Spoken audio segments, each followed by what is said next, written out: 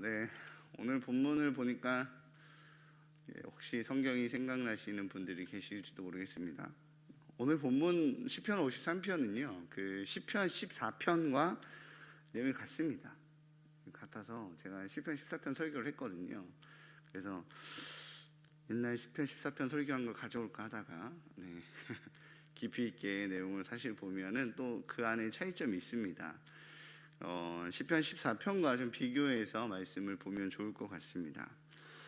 그래서 사실 시편 14편과 53편이 거의 내용이 같아서 보통의 학자들은 시편 53편은 시편 14편 이후에 작성되어 변화를 가져온 것으로 이해를 합니다. 변화는 보통 두 가지로 봅니다. 혹시 이렇게 좀 찾아보실 수 있는 분은 14편을 잠깐 찾아보셔도 괜찮을 것 같아요. 막 찾아보시는 분들이 계신데 거짓말 아닙니다. 똑같습니다. 거의 똑같습니다. 그러나 차이점을 좀 알려드릴게요. 먼저 내용의 변화가 좀 있어요. 시편 14편에서 53편에서의 내용의 변화가 당연히 있겠죠. 시편 14편 1절에서 4절까지의 내용과 시편 53편 1절에서 4절까지의 내용 거의 동일합니다. 그리고 시편 14편의 7절과 시편 53편의 6절은 거의 동일합니다. 그러니까 완전히 똑같진 않아요. 결정적인 차이가 좀 있습니다. 다르게 얘기하자면 시편 14편 5, 6절과 시편 53편 5절만 다릅니다. 시편 14편의 5, 6절과 시편 53편 5절만 다릅니다. 다르게 이야기하자면 시편 14편 5, 6절이 시편 14편의 관점을 좀 대변하고 있다. 차별을 둔 영역이 바로 관점을 대변하고 있는 거니까요. 그리고 시편 53편은 바로 5절이 시편 53편의 전체적인 관점을 대변하고 있는 겁니다. 이렇게 거의 동일한 시편은 시편 총 150편 전체 중에서 14편과 53편 외에는 없습니다. 단 둘만 이렇게 거의 동일하게 기록되어졌습니다. 그렇다면 시편 14편 5, 6절은 무엇을 말하고 있는지 제가 한번 읽어드리도록 하겠습니다. 그러나 거기서 그들은 두려워하였으니 하나님이 의인의 세대에 계심이로다. 너희가 가난한 자의 계획을 부끄럽게 하나 오직 여호와는 그의 피난처가 되시도다. 아멘. 말씀의 내용대로 시편 14편은 53편과 동일하게 마음에 하나님이 없다라고 고백하는 어리석은 자들에 대한 경고로 시작하는데요. 53편과의 차이점으로 핵심적인 초점은 그럼에도 불구하고 의인의 세대들을 돌보시고 의인들에게, 가난한 자들에게 피난처가 되시는 여호와 하나님에 대해서 설명하고 있습니다. 그게 메인 포인트예요. 그렇다면 시편 53편 5절은 어떻게 이야기하고 있나요? 오늘 본문이니 함께 읽어보도록 하시겠습니다. 시편 53편 5절입니다. 시작. 그들이 두려움이 없는 곳에서 크게 두려워하였으니 너를 대항하여 진친 그들의 뼈를 하나님이 흩으심이라. 하나님이 그들을 버리셨으므로 내가 그들에게 수치를 당하게 하였도다. 아멘. 53편 5절은 14편 5, 6절과 다르게 하나님께서 악인들을 심판하는 내용이에요. 시편 14편은 마음에 하나님이 없다라고 말하는 그 어리석은 자들에 대해서 이야기하지만 그들로 인해서 피해받고 상처받고 아픈 하나님의 백성들, 의인들, 가난한 자들의 피난처가 되시는 하나님, 여호와 하나님에 대해서 말한다면 53편은 그 악인들을 징계하시는 심판의 내용인 거죠. 내용을 보니까 그들은 두려움이 없는 곳에서 크게 두려워하게 되고 하나님께서 그들의 뼈를 흩어버림으로 수치를 당하게 한다라는 악인들의 심판에 53편은 초점이 맞춰져 있습니다. 시편 53편의 악인들에 대한 하나님의 심판의 모습은 여리고성을 점령한 이스라엘의 역사적 사건을 기억나게 합니다. 여호수아가 이끄는 이스라엘 자손들은요, 광야를 힘들게 거쳐왔습니다. 그렇죠? 그리고 창일하게 채워진 요단을 건너왔고 심지어 할례까지 행했기에 전쟁에 굉장히 적합하지 않은 상황이었어요.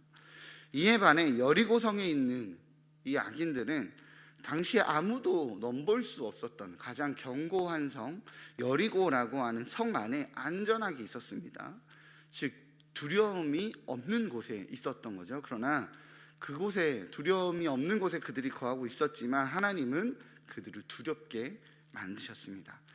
이스라엘 백성들이 당도하기 전부터 이미 공포에 떨며 두려워하는 상태로 만들어 버리신 거죠. 그 이야기를 하고 있는 겁니다. 시인은 이러한 모습들을 보며 악인들은 세상의 입장에서 봤을 때 건강적으로, 물질적으로, 권력적으로 두려움을 느낄 수 없는 가장 안전한 영역 가운데 있는 것 같지만 하나님께서는 그들을 그곳에서 두려움에 떨도록 징계하고 계신다고 오늘 본문은 말하고 있는 겁니다. 시편 14편과 53편은 같은 내용이지만 전체적으로는 그 방향성이 14편은 의인을 돌보시는 하나님께 초점이 맞춰져 있고 53편은 악인을 징계하시는 하나님께 초점이 맞춰져 있습니다. 이러한 내용의 변화가 바로 시편 14편과 53편의 첫 번째 변화입니다. 두 번째 변화는 양식의 변화가 있습니다. 이 변화는 한글 성경에서는 잘 보이지 않는 시제와 인칭의 변화입니다. 시편 14편에서는 하나님이 없다라고 고백하는 이들의 내용은 바로 여호와 하나님입니다. 즉 시편 14편은 여호와를 거절한 이들에 대한 경고라면 시편 53편은 엘로힘이라고 하여 신의 존재 자체를 거부한 이들을 향한 경고의 메시지입니다. 즉 시편 14편은 종교성은 있어도 그래서 다른 종교는 믿지만 다른 신은 믿지만 여호와의 존재를 부정한 이스라엘의 하나님이신 여호와의 존재를 부정한 이들에 대한 하나님의 경고와 이와 함께 여호와를 의지하는 이스라엘 백성들에 대한 위로라면 시편 53편은 하나님의 존재, 즉 신, 창조자 이러한 이 존재에 대해서 부정하는 무신론자에 대한 경고로 그 영역이 확장되어지는 겁니다. 이를 통해 시편의 저자는 본 시편을 보는 이스라엘 백성들로 하여금 시편 14편에서 말한 그 여호와 하나님이 온 세계 창조주라고 온 세계의 하나님이라고 그 패러다임을 확장시킵니다. 또한 이스라엘의 여호와와 하나님에 대해 이야기는 들었지만 거절하는 이웃나라나 이스라엘 주위에 있는 몇몇 적에게 국한되어 있었던 개념을 인류 전체로 확대시킵니다. 실제 한국어 성경을 보시면 14편 2절은 여호와께서 하늘에서 인생을 굽어 살피사라고 표현한다면 시편 53편은 하나님이 하늘에서 인생을 굽어 살피사라고 표현이 변경됩니다. 이를 통해서 우리가 알 수 있는 것은 시편의 저자가 시편 14편과 53편 사이에서 하나님에 대한 이해가 확장되었다는 것을 알 수 있습니다. 하나님이 자신의 민족을 지키고 자신의 민족의 신으로 생각했었던 시편의 저자는 하나님께서 세상 만물을 굽어 살피시고 인생 전체를 돌보시는 하나님, 바로 창조자에 대한 바로 그러한 이해로 변경되고 있음을 봅니다.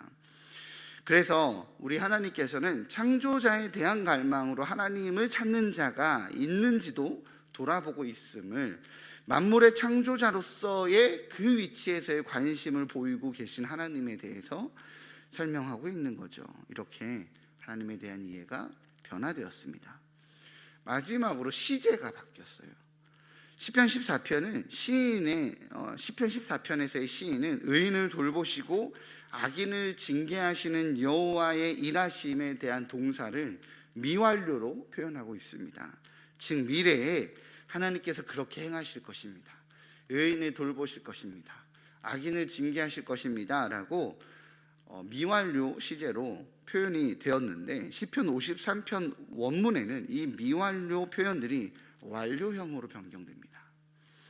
시간의 개념에 갇혀있는 우리 인간들의 눈에는 아직 일어나지 않은 일이지만 오늘 53편의 저자는 하나님께서 시간을 뛰어넘어 이미 의인들을 하나님의 그늘 아래 돌보셨고 악인들을 향해 이미 수치를 당하는 징계를 이행하셨다. 하나님은 이미 그것을 결정하셨고 그것이 진행되었다라고 될 것이다라고 말하는 믿음의 고백에서 되었다라는 확신으로 변경됩니다. 하나님에 대한 이해의 폭이 넓어진 거죠. 신학에는 점진성이라는 것이 있습니다. 하나님이 살아계시고 인간이 살아있는 존재이기 때문에 어제의 내용과 오늘의 내용이 다를 수 있습니다. 그래서 어제의 내용이 틀렸고 오늘의 내용이 맞았다라고 말하는 것이 아니고 그것을 다르다라고 사실은 표현하기보다는 하나님에 대해 더 깊이 알게 되었다라고 표현하는 것이 옳습니다. 대표적인 것이 율법이겠죠. 과거의 이스라엘 백성들에게는 하나님의 율법을 지키는 것이 정답일 수 있지만 지금의 복음은 율법을 지키는 것이 정답이 아니라 율법을 완성시키신 예수 그리스도를 믿는 것이 정답입니다. 하나님에 대한 이해의 폭이 깊어진 것이죠. 그리고 이는 율법의 파괴가 아니라 율법의 본질을 회복하게 되는 것이라고 하나님에 대해 더 깊이 알아가게 되는 것이라고 우리는 잘 알고 있습니다. 이런 것을 점진성이라고 합니다. 그럼 과거에 율법에 대해서 말씀하신 하나님의 음성이 틀렸는가? 그렇지 않다는 겁니다. 그래서 우리는 과거에 하나님께서 주신 말씀이 그때에 맞는 말씀이고 또한 지금 우리에게 주시는 말씀은 우리 때에 지금의 때에 맞는 말씀임을 고백하며 인정하며 살아갈 수밖에 없습니다. 이처럼 오늘 시편의 저자인 다윗은 하나님에 대한 이해가 성장합니다. 이스라엘의 하나님에서 열방의 하나님으로, 약속의 하나님에서 이미 이루신 하나님으로 그러한 하나님에 대한 이해가 성장합니다. 다윗의 이러한 성장은, 이 시편 저자의 이러한 성장은 지금의 우리 시대에도 놓치지 말아야 하는 자세이겠죠. 과거에 대한 이해로 하나님을 바라보는 것이 아니라, 내가 학창시절에 배운 하나님의 이해로 하나님을 바라보는 것이 아니라, 과거 제자 훈련을 받은 것으로 하나님을 바라보는 것이 아니라 지금 나에게 끊임없이 말씀하시고 매일매일 공급하시는 그 은혜로 살아가는, 매 순간 매번 새롭게 다가오시는 하나님을 경험하는 바로 그 은혜를 누리는 것이 굉장히 중요합니다. 이러한 매 순간의 은혜를 누리시는 일산 충신의 성도님들 되시기를 주님의 이름으로 축복합니다. 그런데 저는 조금 이해가 되지 않는 영역이 있습니다. 그것은 오늘 말씀에서 시편의 저자가 깨달은 하나님에 대한 이해 영역의 변화입니다.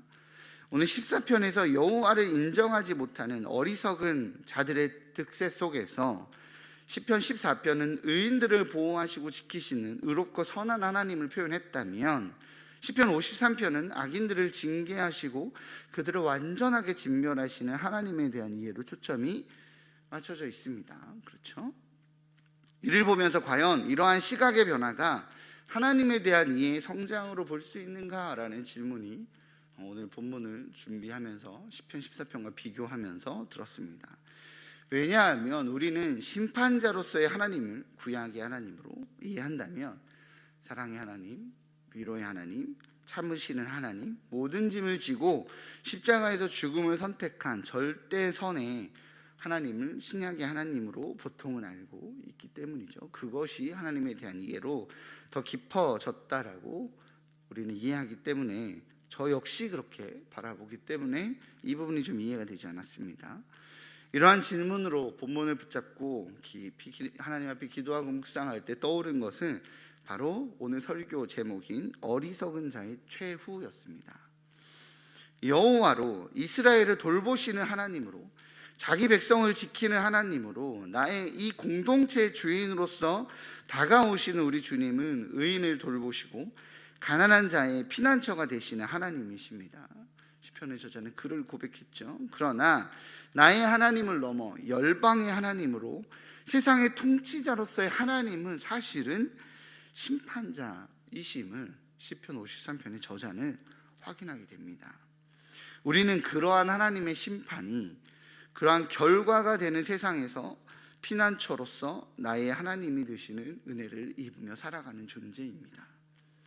세상의 그 어떤 것도 보호가 되지 못하여 두려움에 떨며 살아갈 수밖에 없는 현실 세계에서 구원자로서 하나님을 누리며 살아가고 있습니다. 시편의 저자는 바로 이러한 사실들을 밝히고 있는 것입니다. 이는 악인들이 득세하는 세상 속에서 하나님의 백성들을 돌보시는 사랑이 사실은 역설적이게도 심판임을 선포합니다. 여호와 하나님의 궁극적인 구원은 여호와께서 세상을 심판하러 오시며 이루어짐을 고백하게 됩니다. 구원의 위대한 때, 마지막 회복의 때, 예수께서 다시 돌아오시는 그 회복의 때는 동일하게 악인에 대한 하나님의 징계의 때이자 심판의 때입니다. 악인에 대한 하나님의 심판이 바로 의인에 대한 구원의 때이기 때문입니다. 그렇기에 6절에 악인에 대한 심판이 7절에 구원의 기쁜 소식이 됩니다. 우리 7절 같이 읽도록 하겠습니다. 시작. 시온에서 이스라엘을 구원하여 줄 자가 누구인가? 하나님이 자기 백성의 포로된 것을 돌이키실 때에 야곱이 즐거워하며 이스라엘이 기뻐하리로다. 아멘. 그런데요, 오늘 본문에서 구원의 소식이 시편 14편과 조금 차이가 있습니다. 시편 14편 7절은요, 이스라엘의 구원이 시온에서 나오는도다 라고 기록되어 있는 것에 반면에 시편 53편 6절은 시온에서 이스라엘을 구원하여 줄 자가 하나님임을 드러내고 있습니다. 차이가 좀 있죠. 시편 14편을 해석하자면 이스라엘이라는 이 민족을 지키시는 하나님이 시온에서 나온다라고 고백하는 것과 다르게 53편에서는 시온이라는 그곳에서 구원자로서 나타나는 하나님의 존재를 고백하여 좀 더 본질적인 신앙 고백으로 나아감을 확인하게 됩니다. 이는 열방의 하나님으로서 심판자로서의 하나님의 심판은 하나님께서 세운 나라이자 하나님께서 세운 백성인 이스라엘 민족에게도 적용되는 점을 밝힙니다. 시온의 구원자로서 하나님을 하나님을 표현한다는 것은 시온이 지금 심판의 대상으로 어려운 가운데 있다는 것을 말하는 것이죠.